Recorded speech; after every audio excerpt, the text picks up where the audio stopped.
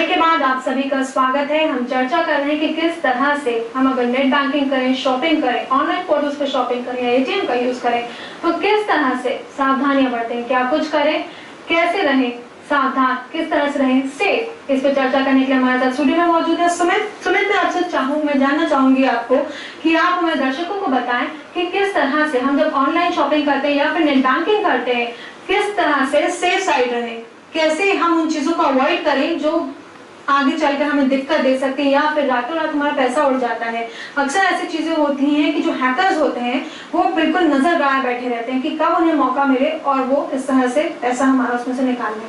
जी देखिए, यहाँ पे अलग अलग चीजें हैं कि credit card, debit cards hack करने के लिए हैकर्स वो डिफरेंट होते हैं आपके नेट बैंकिंग से।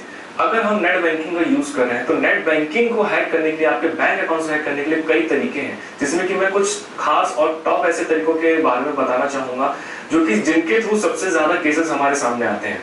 सबसे पहली चीज तो देखिए फिशिंग टेक्नोलॉजी है। अगेन ये फिशिंग टेक्नोलॉजी इतनी एडवांस टेक्नोलॉजी है कि जब भी कोई मेल आपके पास आती है तो ये जानना कि वो मेल फेक है या नहीं, ये बहुत टफ टास्क है। क्योंकि होता क्या है कि अगर आपको किसी बैंक से मेल आती है कि फॉर द सिक्योरिटी रीजन आपको अपने पासवर्ड चेंज करने हैं या फिर आपको रिन्यू करना है, तो आप जब उस लिंक को क्लिक करेंगे तो जो यूआरएल आपका ओपन होता है वो यूआरएल भी आप देखेंगे कि www.hdfcbank.com है, जो कि सेम है जो एचडीएफसी बैंक यूज करता है, genuine. But the problem is कि जब आप ये यूआरएल देखेंगे तो आप पता नहीं लगा सकते हैं, आप अपनी सारी इंफॉर्मेशन देते चले जाते हैं। एट द लास्ट जब आप अगर अपनी करंट एकदम जेन्युइन अगर आप अपनी इंफॉर्मेशन देते हैं और आप लॉगिन करते हैं तो आप लॉगिन भी हो जाते हैं। इट मींस कि आपको तो कभी पता ही नहीं चला है कि आपका नेट बैंकिंग हैक हो चुका है क्योंकि आपने एक डुप्लीकेट वेबसाइट के ऊपर अपनी इंफॉर्मेशन दी है। ऐसा कैसे होता है वो मैं आपको बताता हूँ कि देखिए हैकर्स जो पेज बनाते हैं आज के टाइम में फिशिंग टेक्नोलॉजी बहुत एडवांस हो चुकी है। यहाँ पे क्या होता है कि यहाँ पे जब आप अपनी इंफॉर्मेशन देते हैं तो जो पैकेट रिलीज होता है उस वो असल में सिर्फ एक पर्टिकुलर पर्सन के पास ना जाकर ये दो सर्वर पे जाता है। एक सर्वर होता है आपका जो जिस भी पर्टिकुलर बैंक का डुप्लीकेट पेज बनाया गया है उसके सर्वर पे। इसी वजह से अगर आप अपनी जेन्युइन इंफॉर्मेशन देते हैं तो आप लॉग इन हो जाते हैं, लेकिन एक इंफॉर्मेशन रिडायरेक्ट हो जाती है हैकर के पास और हैकर देख सकता है कि आपने अपना नाम क्या दिया है, अपना बैंक आईडी क्या दिया, उसका पासवर्ड क्या दिया। दूसरी टेक्निक है हमारी सिस्टम हैकिंग। हम बहुत जल्दी किसी भी मेल के ऊपर बिलीव कर लेते हैं, हम मेल ओपन करते हैं, लिंक क्लिक कर देते हैं, कोई एप्लीकेशन डाउनलोड कर लेते हैं, अपने फ्रेंड सर्कल में किसी से भी कोई भी एप्लीकेशन ले लेते हैं, लेकिन हम ये नहीं सोचते हैं कहीं ऐसा तो नहीं कि वो एप्लीकेशन कोई वायरस हो, कहीं ऐसा तो नहीं है किसी लिंक पे क्लिक करने के बाद हमारे सिस्टम में कोई मालवेयर, कोई वॉर्म इंस्टॉल हो जाए, कोई ट्रोजन इंस्टॉल हो जाए। अगर ऐसा होता है तो बिलीव मी आपका अपने सिस्टम पे जितना कंट्रोल होता है उससे कहीं ज्यादा कंट्रोल एक हैकर का आपके सिस्टम में होता है। आपका डेस्कटॉप देखा जा सकता है, आपके की स्ट्रोक्स कैप्चर किए जा सकते हैं, आपका वेबकैम। आप अज्यूम करिए कि अगर आपका सिस्टम हैक हो चुका है और आप अपने सिस्टम शॉपिंग करते हैं, debit card, credit card information देते हैं, आप नेट बैंकिंग ओपन करते हैं, आप वहां इंफॉर्मेशन देते हैं, सारे के सारी इंफॉर्मेशन एक हैकर के पास जा रही है। वो सब देख रहा है कि आप किस वेबसाइट पे जा रहे हैं, वहां क्या क्या इंफॉर्मेशन दे रहे हैं, आपका बैंक अकाउंट अगेन से हैक। थर्ड जो वल्नरेबिलिटी है बैंक हैकिंग की वो बहुत ही हाई प्रोफाइल वल्नरेबिलिटी है।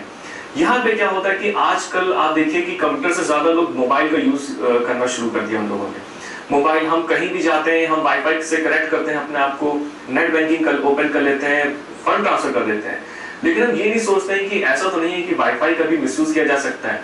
एक टेक्नोलॉजी है जिसे हम कहते हैं स्निपिंग टेक्नोलॉजी, जिस अटैक को हम कहते हैं man in the middle attack.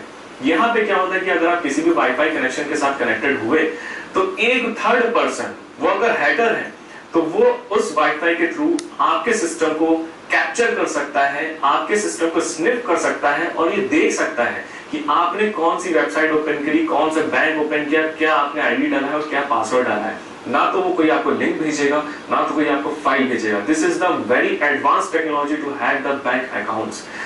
ये तीसरी टेक्नोलॉजी है। बट यहाँ पे मैं बात करूंगा कि एक करप्शन के बारे में कि देखिए जैसे जैसे टेक्नोलॉजीज की वल्नरेबिलिटीज आती हैं वैसे वैसे बैंक्स भी अपने सिक्योरिटी को अपडेट करते हैं। तो यहाँ पे रोल आता है करप्शन का। करप्शन इन अ सेंस कि आज के टाइम में अगर आप अपना ट्रांजेक्शन करते हैं तो आपके मोबाइल पे एसएमएस आता है, आप जब उस कोड को डालेंगे उसके बाद ही आपका ट्रांजैक्शन कंप्लीट होता है। तो यहाँ पे क्या होता है, आजकल हैकर्स ने एक बना रखा है कि करप्शन का फायदा उठाकर आपका मोबाइल नंबर भी पता करते हैं मोबाइल नंबर पता करने के बाद जिस कंपनी का आपका मोबाइल नंबर है उसी के एक और सिम वो निकलवाते हैं, और वो सिम जब निकलता है तो इधर आपका सिम ब्लॉक हो जाता है, बंद हो जाता है, जिसके बारे में आपको पता भी नहीं चलेगा। एंड हैकर्स को सिर्फ 15 मिनट चाहिए आपके पर्टिकुलर बैंक अकाउंट से पैसा निकालने के लिए।